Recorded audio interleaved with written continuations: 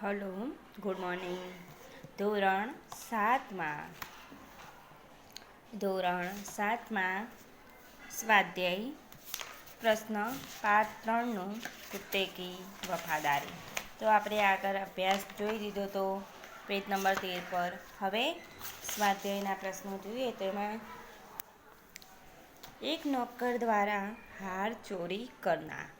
सेठ का सभी नौकरों से पूछना. किसी का चोरी कबूल न करना. सेठ द्वारा युक्ति करना. प्रत्येक को सात सात इंच को लकड़ी देना. जादू को छड़े होने की बात कहना. दूसरे दिन दिखाने को कहना. चोरे की लकड़ी 1 इंच बढ़ जाएंगी. घर जाकर हार चुराने वाले नौकर का 1 इंच लकड़ी काटना. दूसरे दिन ચોર કા પકડા જાના. હવે આપણે પાઠમાં સ્વાધ્યાયમાં વાર્તાના મુદ્દાઓ જોયા. હવે તેની ચર્ચા કરીશું. તો તેનું શીર્ષક છે सेठ की चतुराई. सुंदर नगर में माणिकचंद नाम का एक सेठ रहता था. उसके घर में कई नौकर चाकर थे. एक दिन अपना कीमती हार मेज पर ही रख कर किसी काम से चली गई. एक नौकर ने मौका देखा और हार चुरा लिया. सेठानी लौट कर आई तो मेज पर हार देख कर सन्न रह गई. उसने सेठ से हार की चोरी की बात की. सेठ ने सभी नौकरों को बुलाकर पूछा, परंतु किसी ने हार की चोरी कबूल नहीं की. તો શેઠને બધા નોકરોને બોલાવીને પૂછ્યું કે કોઈએ હારની ચોરી કરી છે. તો કોઈ ચોરે હારને લીધો છે એવું કોઈએ ચોરીની કબૂલ કરી नहीं. सेठ बुद्धिमान थे. उन्होंने एक युक्ति की. उन्होंने प्रत्येक नौकरों को 7 इंच की लकड़ी दी और कहा, देखो यह जादू की छड़ी है. तुम इसे घर ले जाओ. कल लाकर मुझे दिखाना. जिसने हार चुराया होगा उसकी लकड़ी 1 इंच बढ़ जाएंगे. એટલે શું કહે છે કે જેની 1 इंच લાકડી વધી જશે એ सभी नौकरों अपनी अपनी लकड़ी लेकर कर गई. हार चुराने वाले सोचा, मैंने हार की चोरी की है, इसलिए मेरी लकड़ी 1 इंच बढ़ जाएंगी. क्यों न मैं 1 इंच लकड़ी काट दूँ तो 1 इंच बढ़ने पर भी वह 7 इंच की ही रहेंगी. ऐसा सोचकर उसने अपनी लकड़ी 1 इंच काट दी.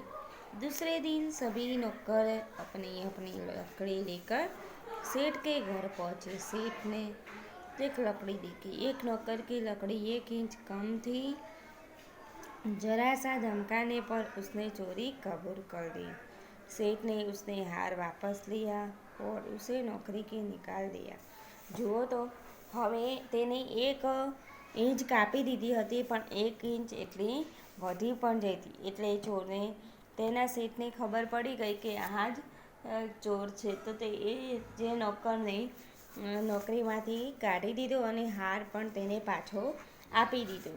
इस तरह सेठ ने युक्ति से हार को चुराने वाला नौकर से पकड़ा. प्रश्न 2. नीचे दिए गए प्रश्नों के उत्तर लिखिए.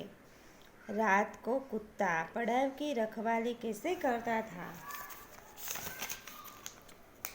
तो कुत्ता बहुत वफादार था. रात को वह सावधान रहकर पड़ाव की रखवाली करता था. अगर चोर लुटेरे पड़ाव की तरफ आते दिखाई देते तो कुत्ता भौंक भौंक कर उन्हें दूर भगा देता था. सेठ ने बंजारे के साथ कौन सी शर्त रखी?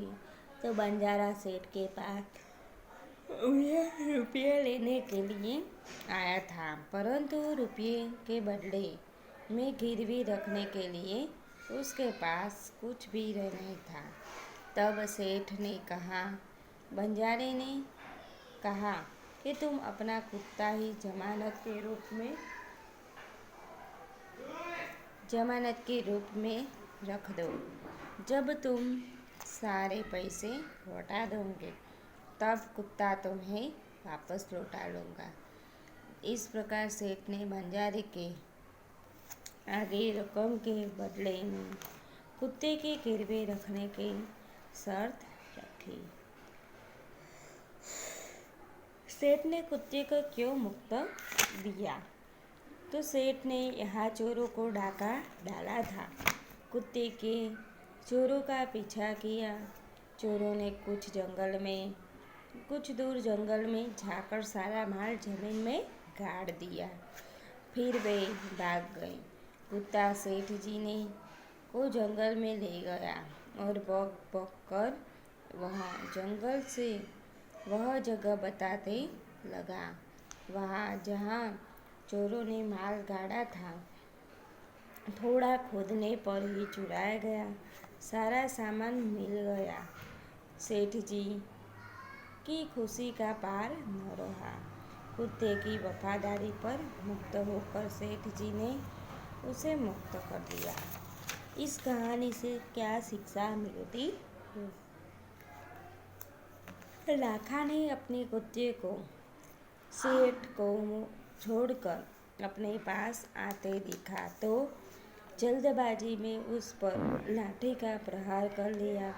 उसने कुत्ते की मृत्यु हो गई। इस कहानी में हमें यह शिक्षा मिलती है कि कोई भी काम जल्दबाजी में नहीं करना चाहिए। सोच समझ कर कोई निर्णय लेना चाहिए। जल्दबाजी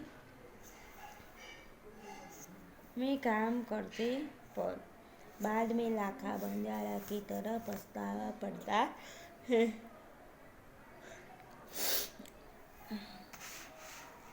नीचे दिए गए वाक्य में देखा किन शब्द का लिंग परिवर्तन करके वाक्य फिर से लिखिए। घोड़ा दौड़ रहा है, घोड़ी दौड़ रही है। तो सेठ ने कहा रुपये तो मैं दूंगा। सेठानी ने कहा रुपये मैं तो दे दूंगी। बंजारे को बहुत दुख हुआ।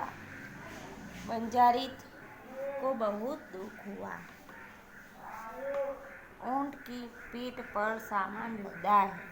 ऊंटनी की पीठ पर सामान लदा है। मैदान में लड़का खेल रहा है। मैदान में लड़की खेल रही है। प्रश्न 4 जो तो बॉक्स में लिंग आधारित शब्दों में जोड़े मिलाकर उनका वाक्य प्रयोग कीजिए।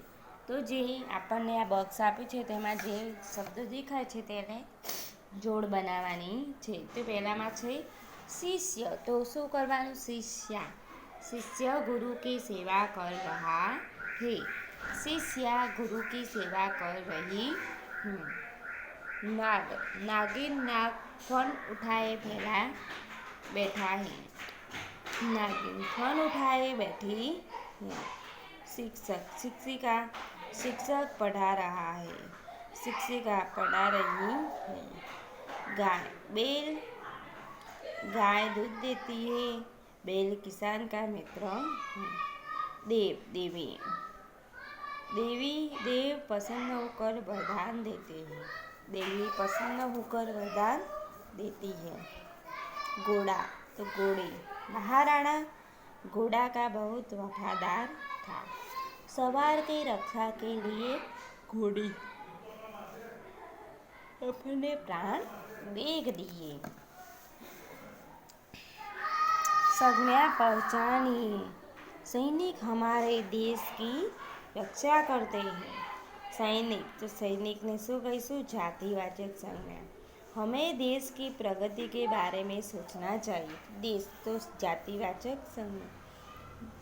गंगा भारत की पवित्र नदी है। तो नदी जातिवाचक संज्ञा। હવે ભાષા સજ્જતા જોઈએ તો नीचे दिए गए वाक्यों को पढ़िए। आशा विमान चलाती है।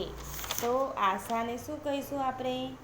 વ્યક્તિવાચક સંજ્ઞા, એટલે કે વ્યક્તિનું નામ छे। नर्मदा गुजरात की सबसे बड़ी नदी है। हिमालय भारत का सबसे ऊंचा पर्वत है। नीम गुणकारी पेड़ है। वाक्य में रेखा के शब्द आशा, नर्मदा, हिमालय और किसी खास व्यक्ति, नदी, पर्वत और पेड़ का निर्देश करते हैं। व्यक्तिवाचक संज्ञा किसी खास व्यक्ति, प्राणी या स्थान को सूचित करने वाली संज्ञा को व्यक्तिवाचक संज्ञा कहते हैं। હવે વ્યક્તિવાચક संज्ञा के ऊपर साचानी निशानी कीजिए। तो हमारे देश के सैनिक ही बहादुर है। हमारी गाय का नाम गौरी है। नदी को लोक माता कहते हैं। कुत्ता वफादार प्राणी है। तो उपरोक्त वाक्यों में रेखा के शब्द सैनिक, गाय, नदी और कुत्ता, ये शब्द संपूर्ण जाति का बोध कराते हैं। जो शब्द संपूर्ण जाति का बोध कराते हैं वे जातिवाचक संज्ञा कहलाते हैं।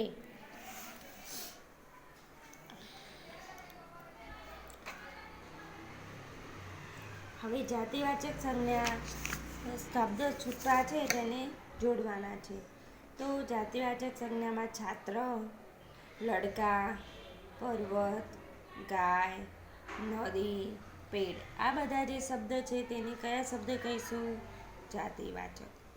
હવે नीचे दिए गए संज्ञा शब्द के कोष्टक के उचित स्थान पर रखिए। तो व्यक्तिवाचक संज्ञा અને જાતિવાચક સંજ્ઞા। તે વ્યક્તિવાચકમાં શું આવશે? ભારત, હિમાલય, વીર, સાવરકર, નર્મદા, नीम का पेड़। ને જાતિવાચક સંજ્ઞામાં નદી, સૈનિક અને પર્વત। તો અહીંયા આપણે પાઠ 3ના સ્વાધ્યાયના અને અભ્યાસના પ્રશ્નોની ચર્ચાને પૂર્ણ કરીએ છીએ। અહીંયા પાઠ 3 કુત્તે કી વફાદારી તેનું રિવિઝનને અહીંયા હું પૂર્ણ કરું છું। હવે આ વિડીયોને અહીંયા હું સ્ટોપ કરું છું। ચલો બાય।